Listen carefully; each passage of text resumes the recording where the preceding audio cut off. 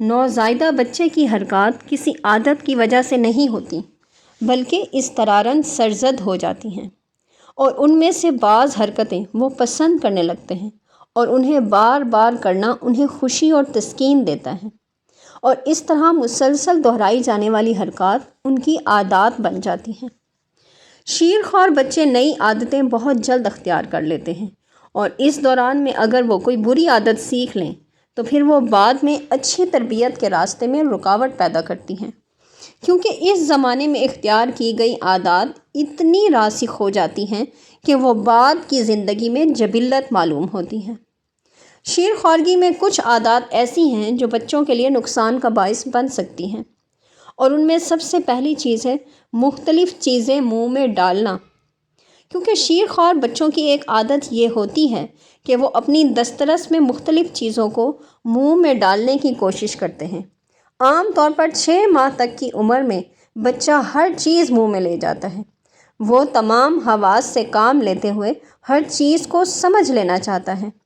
اور عمر کے اس حصے میں اگر بچے کو مناسب توجہ نہ دی جائے تو ہر چیز منہ میں لے جانا اس کی عادت بن جاتی ہے، جو بچوں کے لیے نقصان دہ ہو سکتی ہے۔ دوسرا ہے چوسنے کی عادت۔ چوسنے کی عادت بھی بچے کے لیے بڑی خطرناک ثابت ہوتی ہے۔ اس سے بچے کے پیٹ میں گیس کا مسئلہ رہتا ہے۔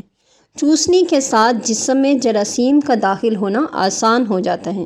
اور اس کی وجہ سے بچے کا معدہ اور پیٹ خراب رہنے کا اندیشہ رہتا ہے۔ تیسری ہے گود میں اٹھائے رکھنے کی عادت۔ بچے کو اگر ہر وقت گود میں لیے رکھنے یا جھولے میں ڈالے رکھنے سے وہ اس بات کا عادی ہو جاتا ہے، پھر اس کی خواہش ہوتی ہے کہ وقت کا زیادہ تر حصہ ماں یا کوئی بڑا اسے اٹھائے رکھے یا جھولے میں ڈال کر اسے جھولا دیتا رہے۔ اگر بچہ اس عمل کا عادی ہو جائے تو پھر ماں کے لیے کام کرنا دشوار ہو جاتا ہے، اور بچہ اپنے اعضاء کو بھی تقویت نہیں دے سکتا، کیونکہ اگر گود میں رہنا اس کی عادت نہ بنے تو پھر وہ ان اوقات میں سہارا لے کر اٹھنے بیٹھنے کی کوشش کرے گا، کروٹ بدلے گا یا کوئی اور حرکت کرنے کی کوشش کرے گا۔ لیکن اگر گود میں بیٹھے رہنے کا عادی ہو گیا تو پھر جسمانی اعضاء کو بر وقت تقویت دینے والا عمل ختم ہو جائے گا۔ چوتھی ہے رفع حاجت کے اوقات کی پابندی۔ شیرخوارگی کی عمر ایسی ہوتی ہے کہ مائیں بچوں کو اپنی سہولت کی خاطر ڈائپر پہنا کر اس ذمہ داری سے آزاد ہو جاتی ہیں کہ بچوں کو مخصوص وقت میں رفع حاجت کی عادت ڈالی جائے۔ عموماً مائیں 24 گھنٹے بچوں کو ڈائپر پہنائے رکھتی ہیں، اور ان کا ایسا عمل جہاں بچے کی جسمانی صحت کے لحاظ سے انتہائی غیر موزوں ہوتا ہے، وہیں ان کے اندر منفی عادات کی بھی ترویج ہوتی ہے، کیونکہ ایسا کرنے سے بچوں میں یہ عادت پیدا نہیں ہوتی کہ انہیں کسی پاٹ میں یا ٹائلٹ میں رفع حاجت کرائی جائے، نہ ہی وہ کوئی مخصوص اشارہ دینے کے قابل ہوتے ہیں کہ انہیں حاجت محسوس ہو رہی ہے، اور اس کا نتیجہ یہ نکلتا ہے کہ وہ یہ عمل خاموشی سے جس بھی حالت میں ہو سر انجام دے دیتے ہیں، اور یہ عادت بعد میں اتنی پختہ ہو جاتی ہے کہ جو بچوں کے لیے بھی نقصان دہ ثابت ہوتی ہے۔ پانچویں ہے دودھ کے اوقات مقرر کرنا۔ شیرخوار بچے کے لیے دودھ پلانے کے اوقات مقرر کرنے چاہئیں۔ اس سے بچے کا ہاضمہ بھی درست رہتا ہے، اور اس کے علاوہ اخلاقی نقطہ نظر سے بھی یہ بہت مفید ہے۔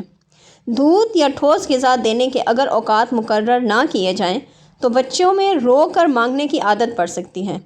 پھر جب رونے سے اس کا مطلب پورا ہو جاتا ہے تو وہ یقین کر لیتا ہے کہ رونے سے مطلب نکل آتا ہے، اور پھر وہ ضرور روتا ہے۔ یہ عادت بھی بعد میں بچے کی شخصیت پر منفی اثرات مرتب کرتی ہے،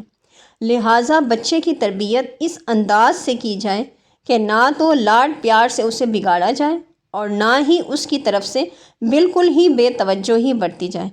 بلکہ اعتدال میں رہتے ہوئے جو باتیں اس کی بہترین پرورش کے لیے ضروری ہیں انہیں اختیار کیا جائے۔